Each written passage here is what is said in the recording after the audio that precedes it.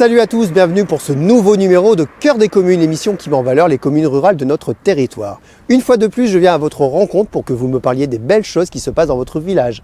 Et aujourd'hui, ma route m'a amené à Neuville-Saint-Amand. Situé à 4 km au sud-est de Saint-Quentin,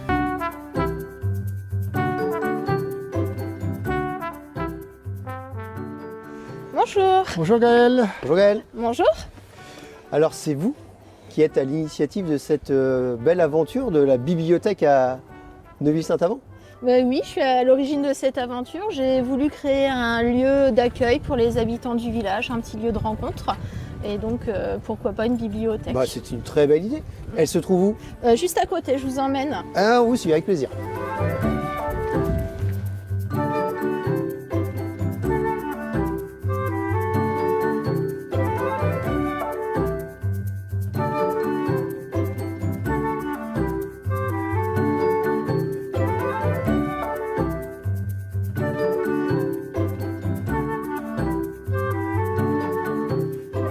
C'est génial.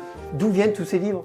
Ce sont des dons des habitants, des Neuvillois, des connaissances que l'on peut avoir aussi. Vous avez lancé un appel auprès de Monsieur le maire, il y a eu une communication municipale et tous ces livres vous ont été ramenés par les habitants. Oui, tout à fait. Mais il y en a une belle Tous. collection, il y en a combien vous Il y avez en a- référencé déjà? Oui, il y en a 1500 à peu près.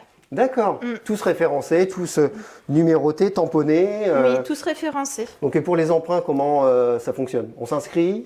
Oui, on vous inscrit sur un site internet et puis on entre le numéro, la code du livre et vous l'empruntez pour 2 semaines renouvelables. Bon, 2 semaines pour le petit Nicolas, je pense que Ça devrait aller. ça devrait aller. Oui, ouais, Donc, ouais. pour revenir sur la création de cette bibliothèque, il y a une particularité, c'est que le bâtiment ici à l'origine, c'était pas du tout une bibliothèque. Hein. Non, On est d'accord. non, c'était pas du tout une bibliothèque. À l'origine, c'était un atelier municipal, puis un vestiaire foot.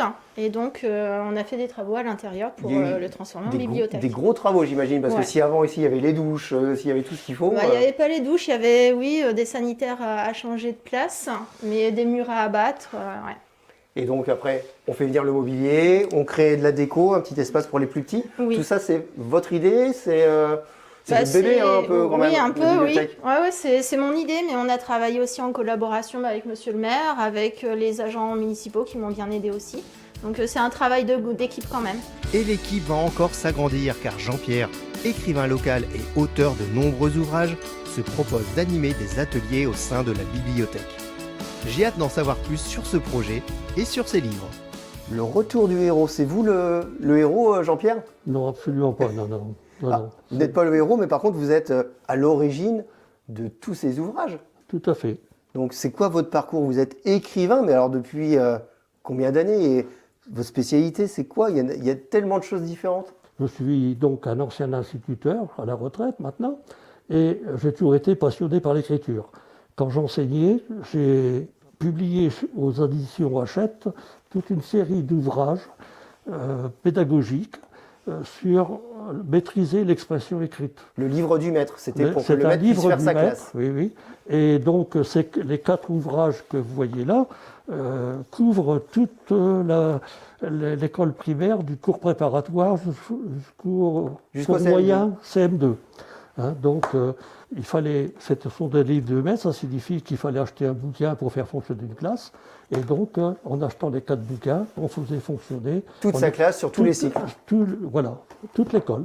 Et tout ça, c'est vous. Et vous le faisiez en même temps que vous étiez, vous, encore Oui, bien sûr. professeur des écoles. En parallèle, vous écriviez ces livres. Bien sûr. Et les autres aussi, en même temps? Alors, non. Alors là, donc, quand j'ai pris ma retraite, je me suis jeté un défi.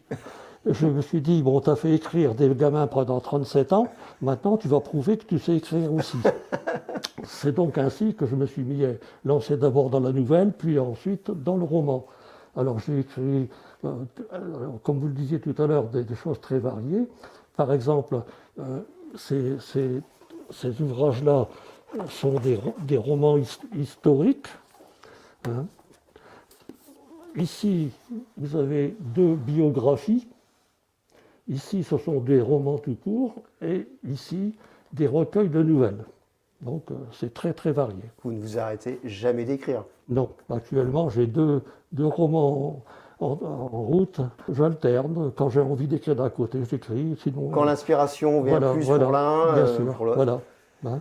Mais naturellement, tout est organisé. Donc l'écriture pour vous, c'est une passion, mais que vous souhaitez aussi transmettre, parce que là, si on est à la bibliothèque de Neuville-Saint-Amand, c'est parce qu'il y a une petite idée derrière, vous avez une idée d'atelier d'écriture. De lecture et d'écriture. Lecture et écriture. Oui, parce que la lecture et l'écriture vont ensemble. Bien sûr. D'ailleurs, on écrit pour être lu. C'est mieux.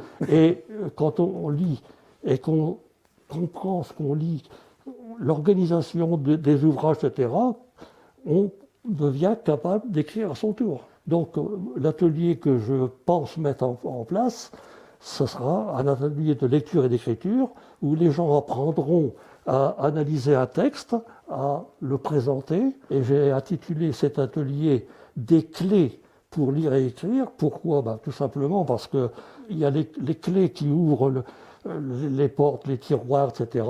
Elles servent à ouvrir, mais elles servent aussi à fermer. Donc, comme l'écriture peut amener à la lecture et la lecture à l'écriture. Direct.